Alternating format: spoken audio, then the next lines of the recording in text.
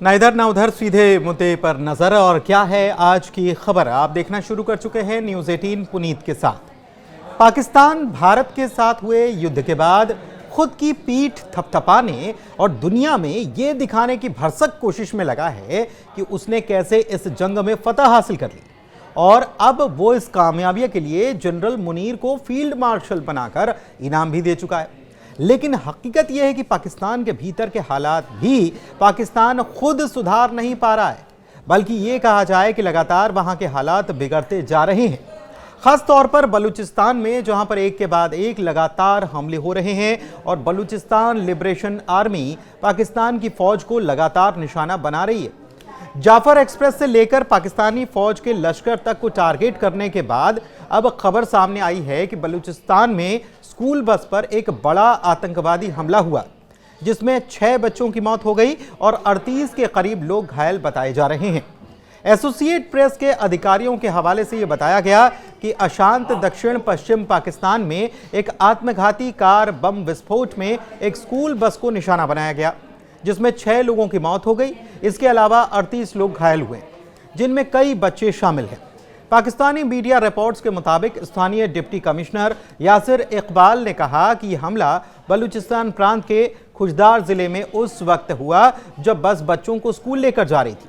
अधिकारियों ने इस बात की पुष्टि की है कि बुधवार को खुशदार में 0 पॉइंट के पास एक स्कूल बस को निशाना बनाकर एक शक्तिशाली धमाका किया गया।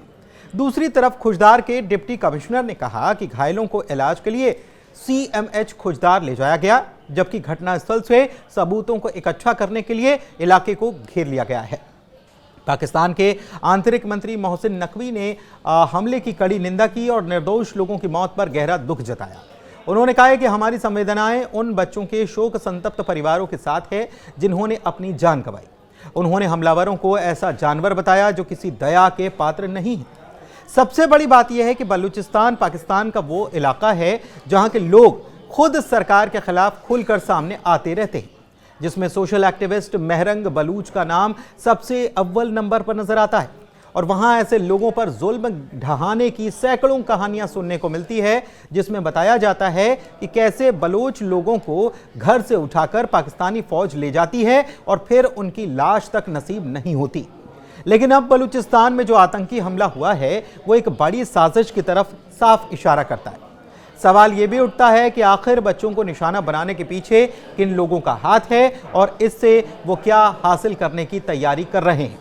लेकिन इस बीच पाकिस्तान में अमेरिकी प्रभारी नताली बेकर ने खुशदार में बच्चों को ले जा रही बस पर हुए हमले की कड़ी निंदा की है। और बुधवार को खुशदार में हुए हमले के बाद अमेरिकी राजदूत नताली बेकर ने सोशल मीडिया एक्स पर एक बयान भी पोस्ट किया है।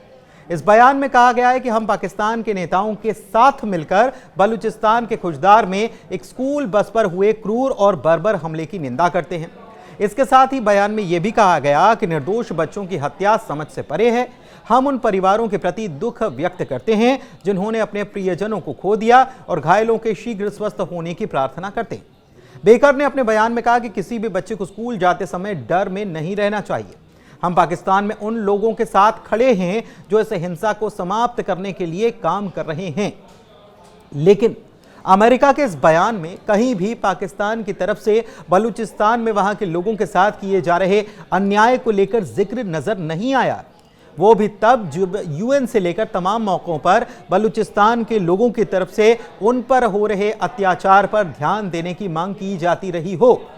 सबसे हैरानी की बात तो ये भी रही है कि पाकिस्तान अब इस आतंकी हमले को अपनी ढाल के तौर पर इस्तेमाल करने की कोशिशों में अभी से लग गया है। पाकिस्तानी सेना ने भारत पर इस हमले की साजिश रचने के आरोप मढ़ दिए, हालांकि इसका कोई सबूत नहीं दिया गया। दूसरी तरफ भारतीय विदेश मंत्रालय ने पाकिस्तान के उन आरोपों को खारिज किया जिसमें खुशदार में स्कूल बस पर हमले की घटना में भारत की संलिप्तता का दावा किया गया। दरअसल भारत और पाकिस्तान के बीच जो तनाव और युद्ध हुआ, उस दौरान बलूचिस्तान लिबरेशन आर्मी ने भी मौके को लपका और खुद को आज़ाद करने की मांग UN से कर डाली। बलूचिस्तान लिबरेशन आर्मी और उसके दूसरे साथियों ने भी एक्स पर पोस्ट करते हुए भारत का समर्थन करने और उसके साथ होने की बात कही और POK को भारत का ही अभिन्न हिस्सा भी बता दिया था और यह भी चाहा था कि भारत भी इसके एवज में उनका विश्व मंच पर खुलकर समर्थन कर दे। लेकिन भारत की तरफ से बलूचिस्तान को लेकर किसी भी प्रकार का कोई रुख साफ नहीं किया गया। बताएं कि पाकिस्तान में बलूचिस्तान को लेकर काफी तनाव चल रहा है। पाकिस्तान से अलग होकर देश बनना चाहता है बलूचिस्तान। बलूचिस्तान में काफी वक्त से अलगाववादी गतिविधियां चल रही हैं। भारत और पाकिस्तान के बीच चल रहे तनाव के दौरान बलूचिस्तान के लड़ाकों ने पाकिस्तानी सेना को निशाना भी बनाया था।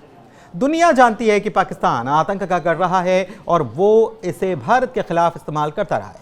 पाक की ओर से भेजे गए आतंकियों ने हाल ही में जम्मू कश्मीर के पहलगाम में हमला किया था। इसमें 26 पर्यटकों की जान गई थी। लेकिन अब पाकिस्तान खुद भी आतंक का शिकार बन रहा है, क्योंकि पाकिस्तान में इस साल में कई बार आतंकी हमले हुए। यही वजह है कि पाकिस्तान अब खुद को आतंकवाद का पीड़ित बताने में लगा हुआ। पहलगाम के हमले के बाद भी पाकिस्तान ने यही बात दुनिया के सामने दोहराने की कोशिश की थी। लेकिन आपको बताएं कि बलूचिस्तान में लंबे समय से लॉ एंड ऑर्डर के हालात बेहद नाजुक हैं। यहाँ पर कई अलगाववादी समूह हमले करते रहते हैं, जिसमें बलूचिस्तान लिबरेशन आर्मी यानी कि BLA भी शामिल है। दरअसल संयुक्त राज्य अमेरिका ने साल 2019 में BLA को आतंकवादी संगठन घोषित किया था। लेकिन हैरानी इस बात की है कि फिर भी पाकिस्तान राज्य प्रायोजित आतंकवाद से बाज नहीं आता। वो अभी भी भारत के खिलाफ आतंकी हमलों को अंजाम देता है, जबकि खुद बर्बादी के मुहाने तक वो पहुंच चुका है।